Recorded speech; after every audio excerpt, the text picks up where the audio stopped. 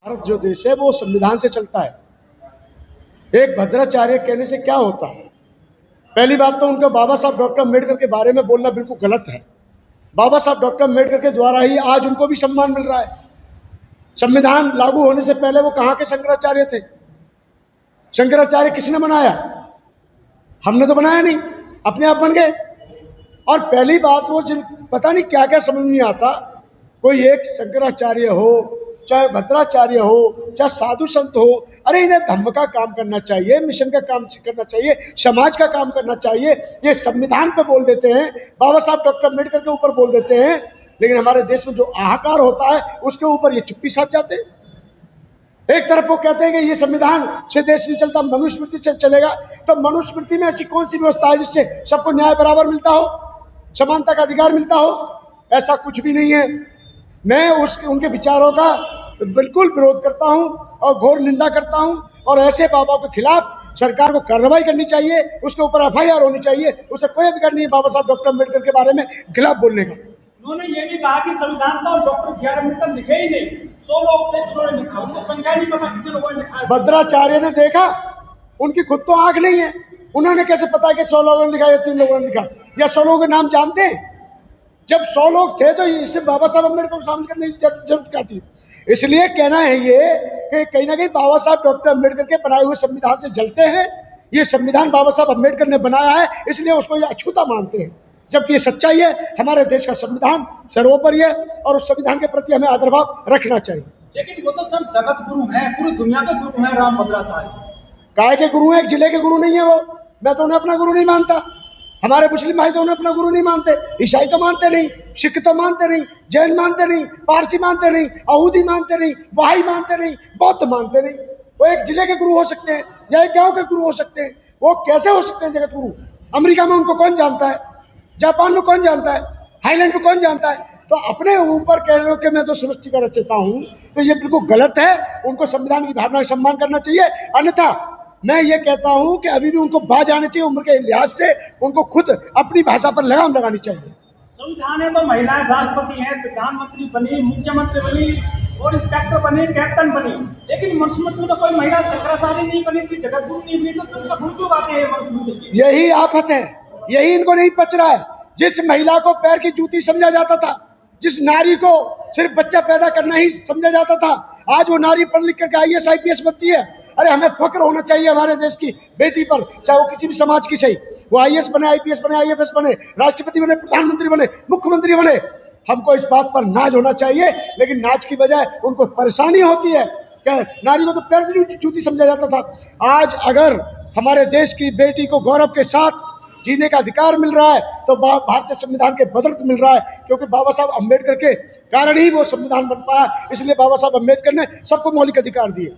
लेकिन वो ये भी कहते हैं कि डॉक्टर BR अम्बेडकर को संस्कृत का ज्ञान ही नहीं था, जबकि बाबा साहब के पास 32 डिग्री 9 भाषाओं का ज्ञान था। वो कैसे बाबा साहब का मांग रहे हैं? मैं ये कहना चाह रहा हूँ, इनके पास कितनी भाषा ज्ञान है? ये दुनिया का उद्धार करते हैं, अपना क्यों नहीं करते हैं? शाही स्नान करते हैं, अपना उद्धार क्यों नहीं करते? अपना उन्नति क्यों नहीं करते? इनका तो स्नान करने के बाद भी पाप नहीं धुले, इनकी तो फिर भी आंखें ठीक नहीं हुई। तो मेरा कहने का मतलब है, बाबा साहब अम्बेडकर के बारे में ऐसे टुच्चे मुच्चे लोग बोलते रहते हैं। ऐसे टुच्चे मुच्चे लोगों से बोलने से कोई फर्क नहीं पड़ता। टुच्चे मुच्चे नहीं है सर, बिल्कुल है। जिसकी सोच छोटी हो, जिसकी सोच छोटी हो, मैं उसको धर्मगुरु या जगत गुरु नहीं कहूंगा। मोदी जी में यहाँ शीश झुकाते हैं सर, वो गुरु है मोदी जी के। होंगे, मोदी जी के होंगे, मोदी जी के होंगे, मेरे नहीं है, मैं नहीं मानता उन्हें। जो भारतीय संविधान में विश्वास ना रखे, बाबा साहब अम्बेडकर के प्रति आदर भाव ना रखे, और वो एक आदमी का भक्त बन जाए तो वो बनता रहे, हमारे लिए कुछ नहीं है। लेकिन मनुस्मृति को बाबा साहब 25 दिसंबर 1927 को जला दिए थे, तो उसको याद क्यों करते हैं ये मनुस्मृति के?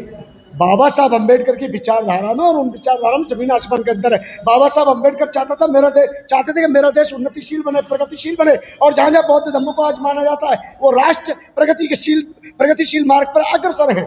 और जिस राष्ट्र में हिंदू मनुस्मृति की बात की जाती है, देख लो क्या अंजाम हो रहा है।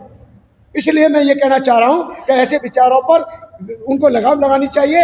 राम भद्राचार्य हो चाहे कोई भी हो, वो भारतीय संविधान के दायरे में रहते हैं, उन्हें भारतीय संविधान के खिलाफ बोलने का कोई अधिकार नहीं है। यहाँ मनुस्मृति थी तो यहाँ पे मुगल आए, होड़ आए और अंग्रेज आए, गुलाम रहा था हमारा देश। जब से संविधान आया मजबूती मिली है, उसके बावजूद ये मजबूती की गुणगान करते हैं। अगर मजबूती थी तो गुलाम को हुए हम लोग। क्योंकि लोगों का मानसिक बौद्धिक विकास हो चुका है।